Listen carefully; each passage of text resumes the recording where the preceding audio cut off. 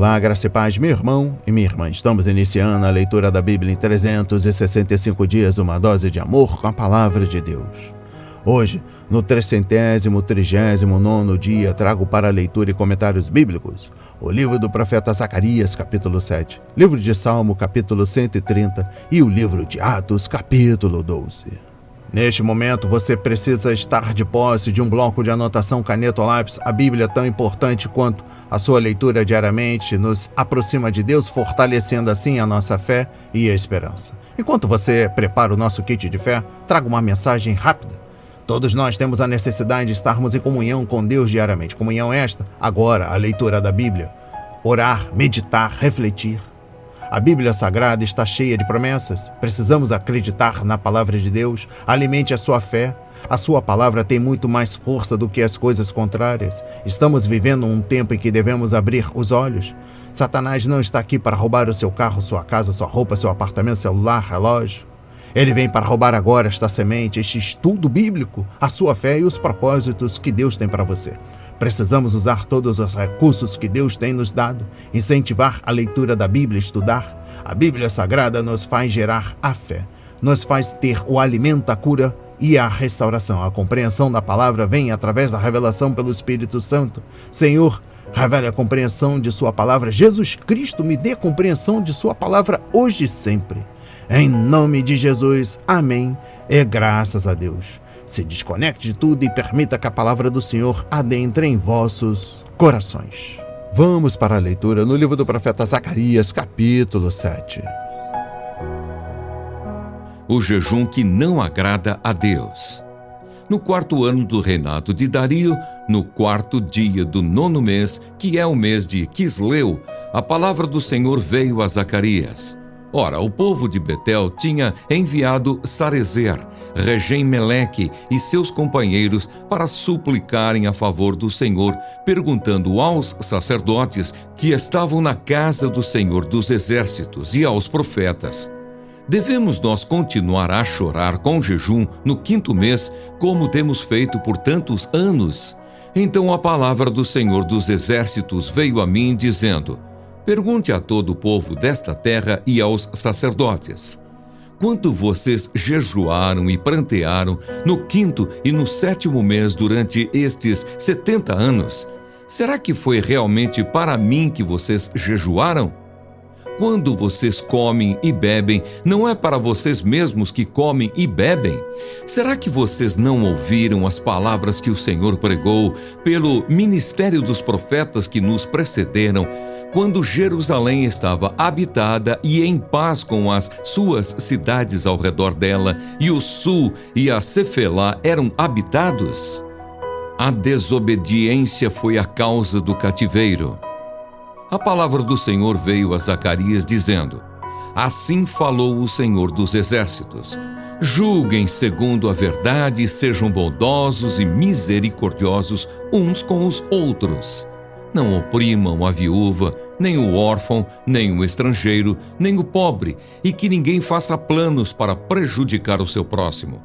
Porém, eles não quiseram atender e, rebeldes, me viraram as costas e taparam os ouvidos para que não ouvissem. Sim, fizeram o seu coração duro como diamante para que não ouvissem a lei, nem as palavras que o Senhor dos Exércitos tinha enviado pelo seu Espírito mediante os profetas que nos precederam. Daí veio a grande ira do Senhor dos Exércitos, visto que eu clamei e eles não me ouviram. Eles também clamaram e eu não os ouvi, diz o Senhor dos Exércitos.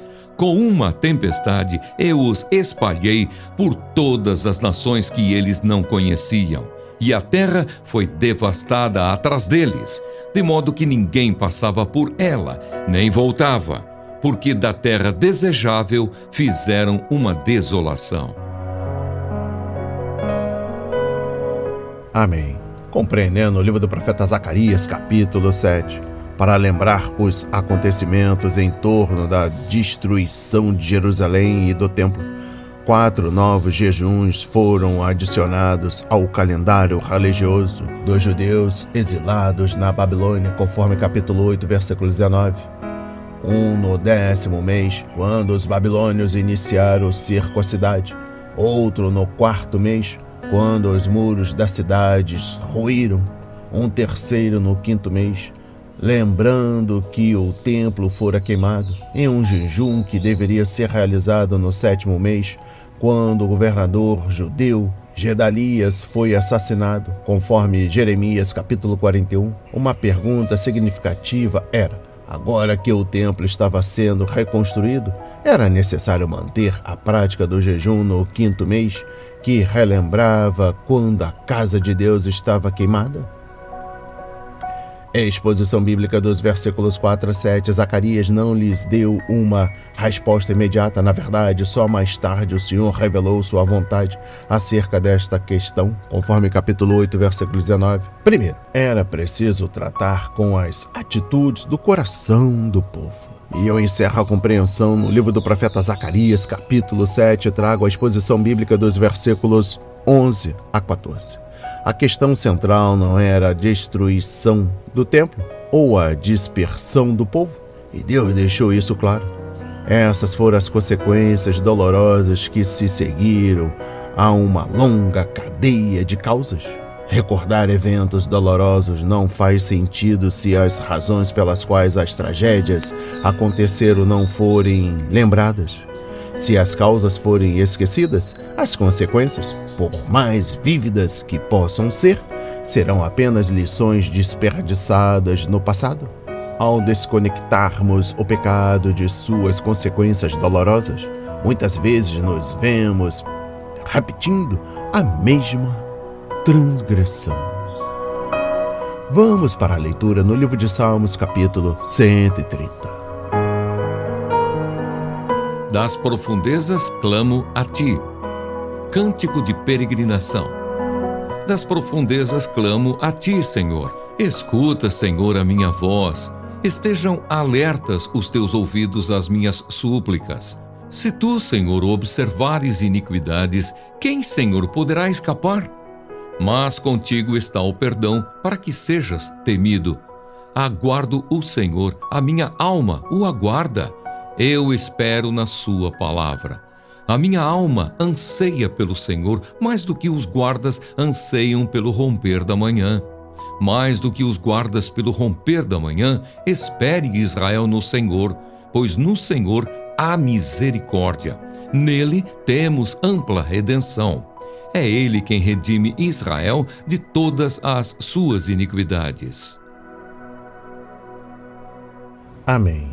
Compreendendo o livro de Salmos, capítulo 130, exposição bíblica dos versículos 1 e 2. A descrição é a de uma pessoa se afogando, incapaz de nadar para se salvar, conforme Salmos 40, versículo 2, capítulo 69, versículos 1 a 3, versículos 13 a 15, Isaías 51, versículo 10, Ezequiel 27, versículo 34.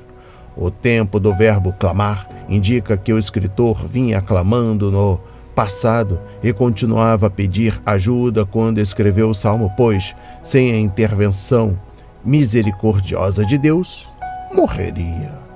Exposição bíblica dos versículos 3 e 4. O salmista passou do mar para a sala do tribunal, mas o pecador não conseguiria ficar ali por causa de sua culpa. A única maneira pela qual podemos nos livrar do registro de nossas transgressões é chegarmos a Deus para obter seu gracioso perdão, e esse perdão só é possível por causa da obra de Cristo na cruz, conforme capítulo 32, versículos 1 a 2 e Romanos 4, versículos 1 a 8. Compreendendo o versículo 4, o Senhor deixa nossos pecados para trás e os apaga de seu livro, conforme Isaías 38, versículo 17, capítulo 43, versículo 25, capítulo 44, versículo 22. Ele os afasta para longe de nós, assim como o Oriente está longe do Ocidente, referência a Salmos 103, versículos 11 a 12, e os lança no mar, conforme Miqueias 7, versículo 19. Sinal de que não mais os guarda contra nós, conforme Jeremias 31, versículo 34 e Hebreus 10, versículo 17. Mas esse perdão não é uma bênção a ser considerada de modo inconsequente, pois custou a Deus seu Filho. Portanto, devemos amar e temer ao Senhor, conforme Salmos 76, versículo 7. Se você leva a sério a culpa por seu pecado, também tratará com seriedade a graça do perdão. A salvação é uma transação séria e cara. Saiba disso. Exposição bíblica dos versículos 5 e 6. Quando o Senhor perdoa os pecadores, isso é para eles o amanhecer de um novo dia, enquanto eles saem das trevas e vão para a maravilhosa luz de Deus. Referência 1 de Pedro, capítulo 2, versículo 9, Lucas 1, versículo 76 a 79 e Salmos 27. O pecador redimido se contenta em esperar no Senhor por tudo o que ele planejou para esse dia. Esta não é a espera de uma despedida desesperada, mas da expectativa cheia de esperança, pois cada novo dia traz bênçãos novas das mãos de Deus. Referência a Salmos 119, versículos 74 e 81, 82 e Lamentações 3, versículos 22 a 26. Se você foi perdoado, mas ainda está na escuridão, espere no Senhor e confie em sua palavra, mas não tenha pretensão de inventar a própria luz. Fica a dica. Referência a Isaías 50, versículos 10 a 11. E eu encerro a compreensão do livro de Salmos, capítulo 130. Trago a exposição bíblica dos versículos 7 e 8. Israel sabia muito sobre a redenção proporcionada por Deus, pois no Êxodo, foi o poder do Senhor que libertou o seu povo da tirania do Egito, conforme Êxodo capítulos 12 a 15. Os israelitas não tinham esperança e não podiam se libertar por si mesmos, mas o Senhor fez isso por eles. Deus deu ao seu povo plena redenção, que incluía a liberdade da escravidão, a vitória sobre seus inimigos e uma terra prometida como lar para eles. O escravo não tem esperança, mas a criança na família espera ansiosamente receber uma herança. Todos os que confiam em Jesus Cristo são filhos na família de Deus e não escravos, e seu futuro está seguro. Aleluia! Referência a Gálatas 3, versículos 26 ao capítulo 4, versículo 7. Vamos para a leitura no livro de Atos, capítulo 12. Herodes persegue Tiago e Pedro. Por aquele tempo, o rei Herodes mandou prender alguns da igreja para os maltratar. Mandou matar à espada Tiago, irmão de João. Vendo que isto agradava aos judeus, prosseguiu, mandando prender também Pedro. E eram os dias dos pães sem fermento. Depois de prendê-lo, lançou-o na prisão, entregando-o a 4 escoltas de 4 soldados cada uma, para o guardarem. A intenção de Herodes era apresentá-lo ao povo depois da Páscoa, e assim Pedro estava guardado na prisão. Mas havia oração incessante a Deus por parte da igreja a favor dele. Pedro é libertado. Na noite anterior ao dia em que Herodes ia apresentá-lo ao povo, Pedro dormia entre 2 soldados, preso com 2 correntes. Sentinelas, junto à porta, guardavam a prisão. Eis, porém, que sobreveio um anjo do Senhor e uma luz iluminou a prisão.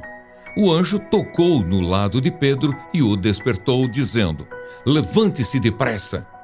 Então as correntes caíram das mãos dele e o anjo continuou: "Coloque o cinto e calce as sandálias." E ele assim o fez. O anjo lhe disse mais: "Ponha a capa e siga-me." Então, saindo, Pedro o seguia, não sabendo que era real o que estava sendo feito pelo anjo. Ele pensava que era uma visão.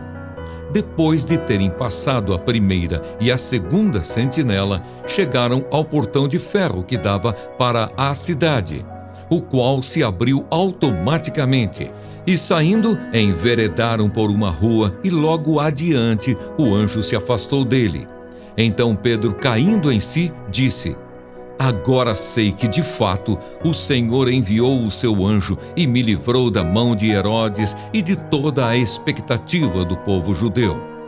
Ao se dar conta disso, Pedro resolveu ir à casa de Maria, mãe de João, também chamado Marcos, onde muitas pessoas estavam congregadas e oravam. Quando ele bateu à porta da frente, uma empregada chamada Rode foi ver quem era. Reconhecendo a voz de Pedro, ficou tão alegre que nem o fez entrar, mas voltou correndo para anunciar que Pedro estava à porta. Então os outros disseram: "Você ficou louca?" Ela, porém, persistia em afirmar que era verdade. Então disseram: "É o anjo dele." Enquanto isso, Pedro continuava batendo. Quando abriram a porta, viram-no e ficaram admirados. Ele, porém, fazendo-lhes sinal com a mão para que se calassem, contou-lhes como o Senhor o tinha tirado da prisão. E acrescentou: "Anunciem isto a Tiago e aos irmãos." E saindo, foi para outro lugar. Quando amanheceu, houve grande alvoroço entre os soldados sobre o que teria acontecido com Pedro. Herodes, tendo-o procurado e não o achando, submetendo as sentinelas a interrogatório, ordenou que se aplicasse a pena de morte. E descendo da Judéia para Cesareia, Herodes passou ali algum tempo. A morte de Herodes. Havia uma séria divergência entre Herodes e os moradores de Tiro e de Sidom. Estes, porém, de comum acordo, se apresentaram a ele e, depois de obter o apoio de Blasto, que era assessor do rei, pediram paz, porque a terra deles recebia alimentos do país do rei. Em dia designado, Herodes, vestido de traje real, assentado no trono, dirigiu-lhes a palavra, e o povo gritava: "É voz de um Deus e não de um homem!" No mesmo instante, um anjo do Senhor feriu Herodes por ele não haver dado glória a Deus e comido de vermes, morreu. Entretanto, a palavra de Deus crescia e se multiplicava. Barnabé e Saulo, cumprida a sua missão, voltaram de Jerusalém, trazendo consigo João, também chamado Marcos. Amém. Compreendendo o livro de Atos, capítulo 12, trago a exposição bíblica dos versículos 1 a 4. Herodes havia prendido vários cristãos, dentre eles Tiago, irmão de João. Quando ele mandou matar Tiago à espada, ele se tornou o primeiro dos apóstolos a ser martirizado. Quando refletimos sobre sua morte à luz de Mateus 20, versículos 20 a 28, ela assume um significado especial. Afinal, Tiago e João, com a sua mãe, almejaram tronos no céu, mas Jesus deixou claro que nenhuma glória viria sem sofrimento. Exposição bíblica dos versículos 3 a 5. Se a morte de Tiago agradou aos judeus, imagine como eles ficaram satisfeitos se Pedro também fosse eliminado. Deus permitiu que Herodes prendesse Pedro e o colocasse sob forte vigilância na prisão. 16 soldados, 4 para cada vigília, mantinham a guarda do apóstolo, e 2 homens estavam acorrentados ao presidiário e outros 2 cuidavam das portas. Afinal, na última vez que Pedro havia sido preso, ele escapou misteriosamente e Herodes não deixaria isso acontecer novamente. Conforme capítulo 5, versículos 17 a 26. Compreendendo o versículo 5, por que foi permitido que Tiago morresse e Pedro fosse resgatado? Afinal, ambos eram servos dedicados a Deus e necessários à igreja em formação. A única resposta é a vontade soberana de Deus, a mesma coisa pela qual Pedro e a igreja oraram após a segunda experiência de perseguição deles, conforme capítulo 4, versículos 24 a 30. Muitos cristãos estavam orando por Pedro, conforme capítulo 12, versículo 12, e continuaram a fazê-lo dia e noite por uma semana. Compreendendo o versículo 8, só Deus pode fazer o extraordinário, mas seu povo deve fazer aquilo que lhe compete. Quando Jesus ressuscitou Lázaro dentre os mortos, as pessoas antes tiveram de rolar a pedra do túmulo. O mesmo anjo que removeu as correntes das mãos de Pedro poderia ter colocado as sandálias nos pés dele, mas mandou que ele mesmo o fizesse. Deus nunca desperdiça milagres. Aleluia! É a exposição bíblica dos versículos 12 a 17.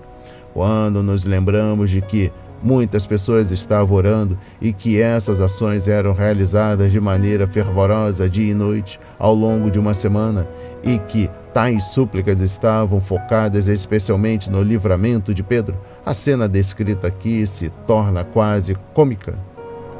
A resposta às orações estava à porta, mas eles não tinham fé suficiente para abri-la e deixar a bênção entrar. Deus era capaz de tirar Pedro da prisão, mas seus irmãos em Cristo foram incapazes de deixá-lo entrar em uma reunião de oração. Compreendendo o versículo 12, hoje devemos orar para que Deus conceda aos cristãos perseguidos graça para suportar o sofrimento, a fim de que possam ter um testemunho triunfante para o Senhor. Devemos pedir ao Espírito Santo que ministre a palavra a eles e a traga continuamente à sua memória. É certo, pedir a Deus que proteja os seus e que lhes dê sabedoria, uma vez que eles precisam lidar diariamente com um inimigo difícil. Devemos também rogar a Deus que, se for sua vontade, eles sejam libertados de seu cativeiro e sofrimento e reunidos aos seus entes queridos. É a exposição bíblica dos versículos 22 a 23. O mundo ainda vive para seu enaltecimento e prazer. Os seres humanos fizeram de si seus deuses, conforme Romanos 1, versículo 25. O mundo ainda vive no plano físico e ignora as coisas espirituais, conforme 1 João capítulo 2, versículos 15 a 17. Ele vive pela força e educação, em vez de fé e verdade, e um dia será julgado. E eu encerro a leitura da Bíblia em 365 dias e também da compreensão do livro de Atos, capítulo 12, trago o versículo 24. A igreja primitiva não tinha poder político nem amigos para usar de influência em favor dela. Em vez disso, os cristãos iam ao trono mais importante de todos, o trono da graça. Eles eram um povo que orava, pois sabiam que Deus podia resolver seus problemas. O trono glorioso do Senhor era maior que o de Herodes, e o exército celestial de Deus poderia lidar com seus fracos homens de guerra a qualquer hora do dia ou da noite. Os cristãos não precisavam subornar ninguém no tribunal. Eles simplesmente levavam sua causa para o Tribunal Supremo e deixavam-na com o Senhor. As palavras de hoje foram semeadas para as nossas vidas, para a honra e a glória do Senhor. Receba este alimento diário, não hesite, compartilhe. Deus está interessado na minha e na sua dor. Que Deus nos abençoe abundantemente.